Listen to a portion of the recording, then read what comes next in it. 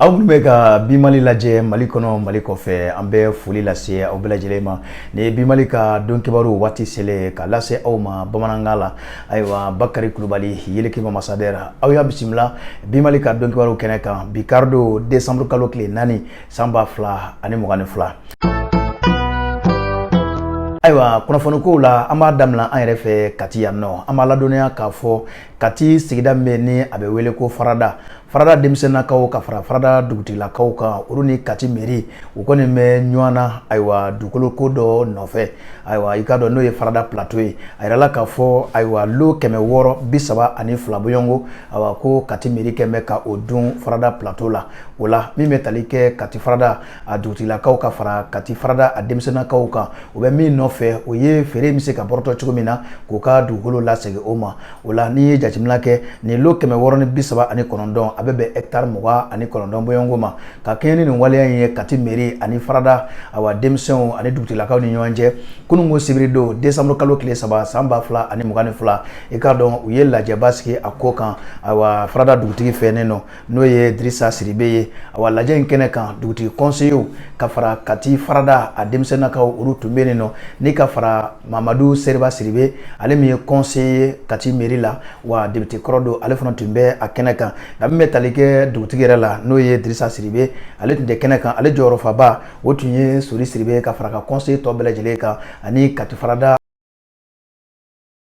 ni lo 632 kɛ u y'a jira k'a fɔ mairie kɔni sera a mɔ k'a feere k'u bɛ min nɔfɛ o ye feere min se ka bɔ a mɔ ka u ka dugukolo lasegin ma walasa an ka se ka faamuyali jɔnjɔn sɔrɔ a ko la bi Mali ka kunnafoni ɲininaw olu tun b'a kɛnɛ kan u y'u ka kuma galama jɔ honorable Mamadu Seriba Siribe ni ale ye conseiller ye Kati mairie la député kɔrɔ don Kati cercle kɔnɔna na ale bɛ ɲɛfɔli min kɛ dugukolo ko in kan an ka jɛ k'ale lajɛ. Ne tɔgɔ ye Mamadu Seriba Siribe ne ye Kati député kɔrɔ ye en même temps n ye maire ka conseil spécial ye en même temps n bɛ commission domaniale la n bɛ commission de litige la n ye conseiller Kati donc gɛlɛya nana kana don mairie commission domaniale ani dugutigilakaw cɛ ne nana kana mɔgɔw bɔ fili la parce que an bɔra ye a bɛ kalo kelen bɔ alors u y'a da kunnafoni da an tulo kan ko yɔrɔ lotira a don ne y'a fɔ n ko yɔrɔ ma loti n ko lotissement ma kɛ Farada n'o ye Farada plateau ye n ko lotissement ma kɛ n ko parce que ne bɛ lotissement min dɔn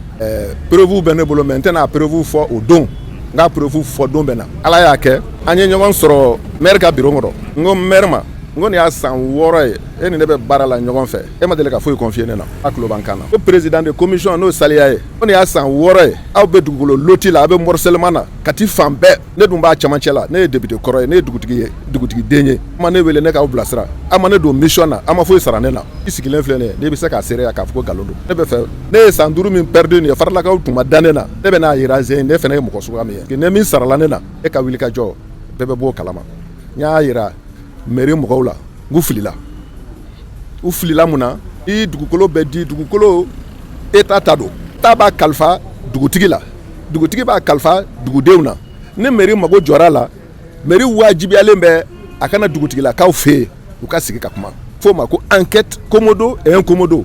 o ma kɛ dugudenw wele ka ɲininkali tɛnku la enquête populaire o ma kɛ ka taa site kan mɔgɔ minnu ta ye dugukolo ye minnu ta tɛ k'olu ɲininka olu ma ɲininka dɛ musow de ɲininkara musow de papier la don musow de tɔgɔ fɔra la an ka dugu sariya la muso forotigi tɛ o muso dugukolotigi tɛ o a bɛ singa olu ma de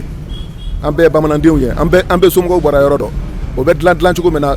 bɛɛ b'o dɔn n k'o fana ma kɛ walen kɔfɛ ne yɛrɛ kan ka demande de kɛ demande kɛ ka tila ka cahier de charge kɛ ka tila ka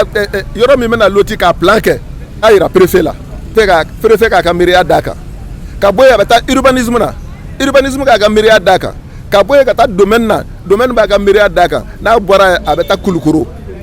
gouverneur b'a ka miiriya d'a kan arrêté bɔ a la ka titre confier mairie la mairie bɛ sɔrɔ ka na baara kɛ o y'a ye n'a tɛ hectare 5 bɔ mais une fois k'a ye hectare 10 bɔ ka taa fɔ hectare 20 na a wajibiyalen bɛ a bɛ taa conseil de ministre de la olu de b'a décider k'a fɔ a ye na Farada dugukolo loti hectare 29 an bɛ vote kɛ don min na ne Kati ko ne y'a voté ne sen b'a la ne da b'a la oui ne sen b'a la ne da b'a la mais min yirara ne na n bɛ kuma ni Ala de cɛ o y'a fɔra de ko conseil ka maire yamaruya a ka foroden kelen ani mɔgɔ kelen farada la yan ko k'o yamaruya ko k'o loti ka di o ma n badenw o foroden kelen o taara wolo hectare 29 de la.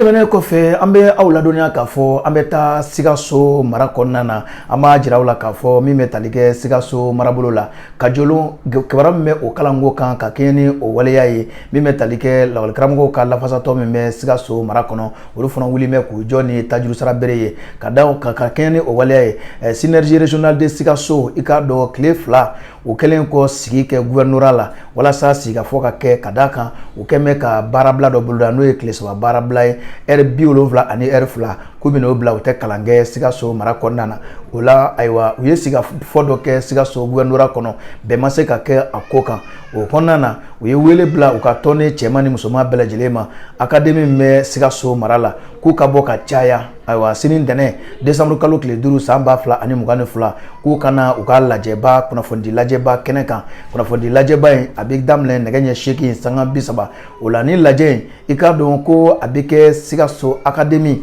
ayiwa kapu 7 ma kɔnɔ ko a bɛ kɛ a bɛɛ lajɛlen la fɔ ni a bɔra kajolo ani furu ta la ka kɛɲɛ ni olu ka lakana bɛ se ka sabati cogo min na o tɔnnew i k'a dɔn o kapu 2 ko o t'a la o la a yirala k'a fɔ ayiwa nin kapu 2 in o tɔnnew ayiwa ko a ɲininen don olu fɛ k'olu ka to so olu kana ye lajɛ in kɛnɛ kan fɔ ka taa fɔ ko grève in kɔni banna n'o ye kalanbila ye Sikaso mara la a yirala k'a fɔ ayiwa kunnafoni sɛbɛn min ni o bɛ bila u ka bolo kan k'o na bila secrétaire général bɛɛ lajɛlen ka bolo kan ayiwa lajɛ in yɛrɛ ɲɛkɔrɔla la a yirala k'a fɔ ayiwa directeur d'école u ka danganw ayiwa i k'a dɔn ayiwa k'olu si kana ye grève in waati la kalansow kɔni na wa min bɛ tali kɛ service minimum la k'o si kana kɛ a yirala k'a fɔ kapu minnu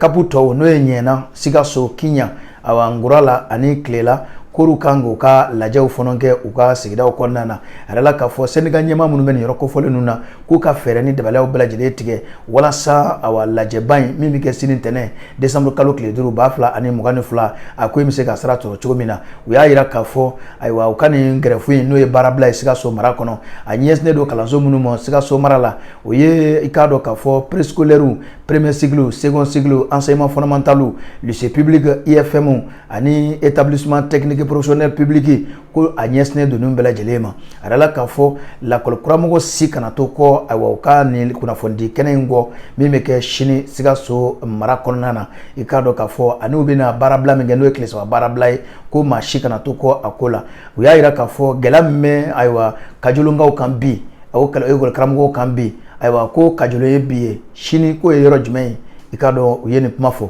u y'a yira k'a fɔ ekɔlikaramɔgɔw k'u y'a yira k'a fɔ ko ayiwa kalanko gɛlɛya ayiwa ekɔlikaramɔgɔw ka ko gɛlɛya ko ekɔlikaramɔgɔw yɛrɛ don u ye nin kuma fɔ o de hukumu kɔnɔna na i k'a dɔn kibaruya in kɔni bɔra maa min yɔrɔ o ye Amara Gida ale min ye secrétaire à l'information ye coordination régionale SNEB la Sikaso an bɛ dugawu kɛ sa ala ka ayiwa jamana ala k'a basigi.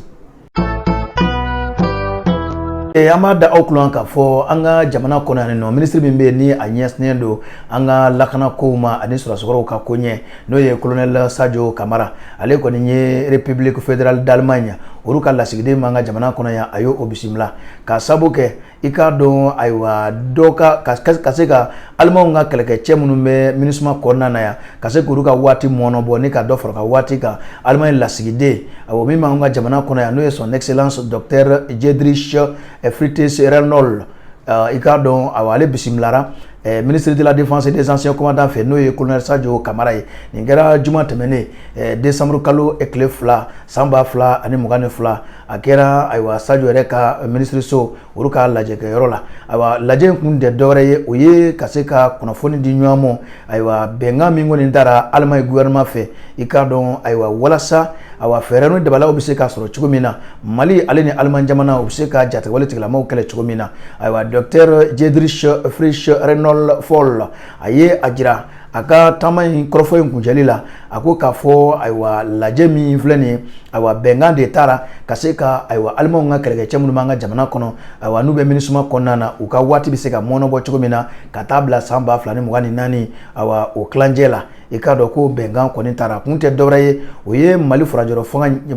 fanga u se k'olu bilasira cogo min na don nataw la gɛlɛyaw yɛrɛ olu tɔbɔtɔli la o tɛmɛnen kɔfɛ i k'a dɔn kalo 18 natɔ la ayiwa k'u nana hakili falen kɛ walasa Mali faranjɔrɔ fanga ɲɛmaw gɛlɛya minnu bɛ anw ka jamana kɔnɔna na kɛrɛnkɛrɛn lakana ko ani hadamadenw ka hinɛ ɲɔgɔnya i k'a dɔn ayiwa dɔ bɛ se ka bɔ olu la cogo min na ayiwa u jɔyɔrɔ bɛ se ka fa o ko la cogo min na a y'i da don o ko la a yɛrɛ la k'a fɔ walasa nin ko in ka se ka sabati u kɔni ye sɛbɛn dɔ falen ni ɲɔgɔn cɛ n'o ye foli sɛbɛn ye ayiwa Sadio Kamara min ye Mali ministre min ɲɛsinnen lakana ko ma ani Allemagne ka lasigiden u ye sɛbɛn dɔw falen ni ɲɔgɔn cɛ n'o ye foli ani waleɲuman dɔ sɛbɛn ye i k'a dɔn a yɛrɛ la k'a fɔ ni maa fila in i k'a dɔn k'a fɔ ni lajɛ in k'a nafa bonyana kosɛbɛ.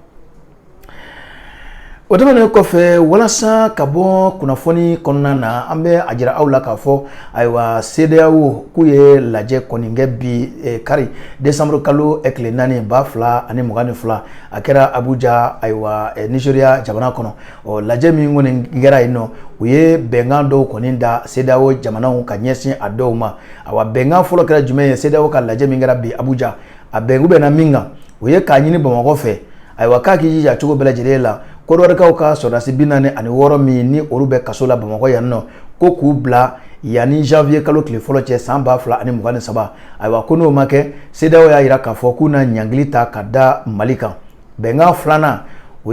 kɔni ye bɛnkan sigi sen kan ka se ka lakanajɛkulu dɔ sigi minnu m'u kɔ da i k'a dɔn k'a fɔ ayiwa jategɛwɛrɛ tigilamaw kɔ a la o tɛmɛnen kɔfɛ u ye lakanajɛkulu dɔ fana sigi o bɛnkan filanan kɔnɔ ayiwa minnu m'u kɔ da ni maa minnu ye fanga dafiri n'o ye coup d'état ye i k'a dɔn o lakanajɛkulu fana o bɛ disi da o ma kofɔlenw na bɛnkan sabanan u y'a jira k'a fɔ k'u bɛna ayiwa Burkina Faso o faranjɛrɔ fanga k'u bɛna o dɛmɛ ko Mali k'i kɛcogo dɔn wa ko sigafɔ ko nana kɛ laginɛ ayiwa CEDEAO ye lajɛ min kɛ Abuja u ye bɛnkan minnu ta ka ɲɛsin Mali Burkina Faso ani Guinée Conakry ma o bɛnkanw filɛ nin ye